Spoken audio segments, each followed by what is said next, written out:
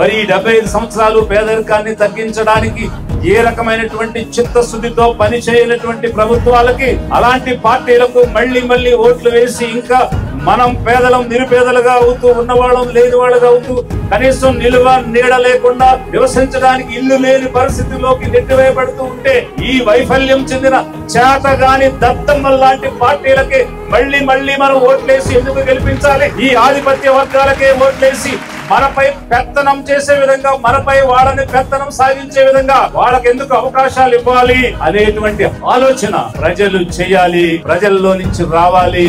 అందుకే ఈ లిబరేషన్ కాంగ్రెస్ పార్టీని మీ ముందుకు తీసుకురావడం జరిగింది. ఈ లిబరేషన్ కాంగ్రెస్ పార్టీ పేదలను విముక్తి చేయడానికి, పేదరికం నుండి విముక్తి చేయడానికి, వారు పడుతున్నటువంటి శ్రమల నుండి, బాధల నుండి, కష్టాల నుండి, వారికి రావాల్సినటువంటి రాయితీలు అందకుండా కోల్పోయినటువంటి ఆస్తుల కోసం, కోల్పోయినటువంటి ఉద్యోగాల కోసం, కోల్పోయినటువంటి ఉపాధి కోసం, కోల్పోయినటువంటి నిధుల కోసం పని చేయడానికి ఈ లిబరేషన్ కాంగ్రెస్ పార్టీ ఈ రోజు ప్రజల ముందుకు వచ్చింది.